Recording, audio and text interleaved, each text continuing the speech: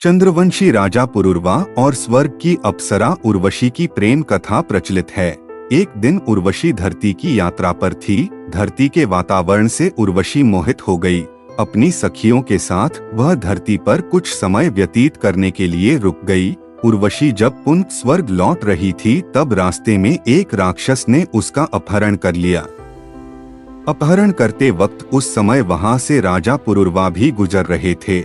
उन्होंने इस घटना को देखा और वे अपने रथ से राक्षस के पीछे लग गए। युद्ध करने के बाद उन्होंने राक्षस से उर्वशी को बचा लिया। यह पहली बार था जब किसी मानव ने उर्वशी को स्पर्श किया था। उर्वशी पुरुरवा की तरफ आकर्षित हो गई और पुरुरवा भी स्वर्ग की अप्सरा को अपना दिल दे बैठे। लेकिन उर्वशी को पुनः स्वर्ग लौटना ही था। दोनों ने भरे मन से एक दूसरे को विदाई दी। जुदा होने के बाद दोनों के ही मन से एक दूसरे का ख्याल निकल ही नहीं रहा था। दोनों को अब जुदाई बर्दाश्त नहीं हो रही थी। एक बार स्वर्ग में एक नाटक का आयोजन किया गया। इस नाटक में उर्वशी को लक्ष्मी माता का किरदार निभाना था। किरदार निभाते हुए उर्वशी ने अपने प्रियतम के तौर पर भगवान विष्णु का नाम लेने की बजाय पुरुरवा का नाम ले लिया। यह देखकर नाटक को निर्देशित कर रहे भारत मुनि को क्रोध आ गया। उन्होंने उर्वशी को श्राप देते हुए कहा कि एक मानव की तरफ आकर्षित होने के कारण तुझे पृथ्वी लोक पर ही रहना पड़ेगा और मानवों की तरह संतान भी पैदा करनी होगी। लेकिन यह श्राप तो उर्वशी के लिए वरदान जैसा साबित हुआ, क्योंकि वह भी तो यही चाहती थी।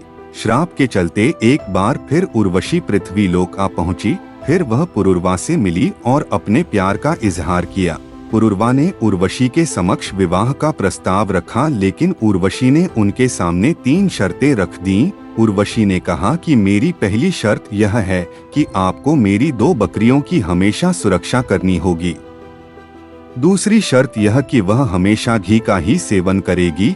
तीसरी शर्त यह कि केवल शारीरिक संबंध बनाते वक्त ही दोनों एक दूसरे को निर्वस्त्र देख सकते हैं। पुरुरवा ने कहा, मुझे मंजूर है। फिर पुरुरवा का विवाह उर्वशी से हुआ और वे दोनों आनंद पूर्वक साथ रहने लगे। कहते हैं कि कुछ काल के बाद स्वर्गलोक के देवताओं को दोनों का साथ पसंद नहीं आया। उर्वशी के जाते ही स्वर्ग की रौनक चली गई थी, तो वे चाहते थे कि उर्वशी फिर से स्वर्ग लौट आए। तब उन्होंने दोनों को अलग करने की चाल सोची।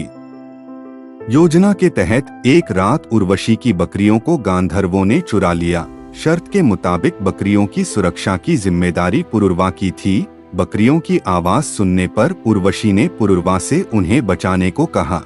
उस समय पुरुरवा निर्वस्त्र थे।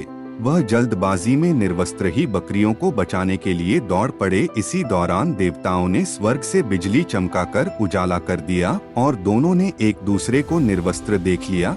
इस घटना से उर्वशी की शर्त टूट गई। इस शर्त के टूटते ही उर्वशी स्वर्गलोक के लिए रवाना हो गई। दोनों बेहद ही दुखी हुए। हालांकि उर्वशी अपने बच्चे को ले गई। कहते हैं कि बाद में उसने अपने बच्चे को पुरुरवा को सौंपने के लिए कुरुक्षेत्र के निकट बुलाया और कालक्रम में भी पुरुरवा से मिलती रही। कहानी अच्छी लगी हो तो लाइक करो और ऐसे ही कहानियों के लिए डिवाइन स्माइल चैनल को सब्सक्राइब जरूर करें।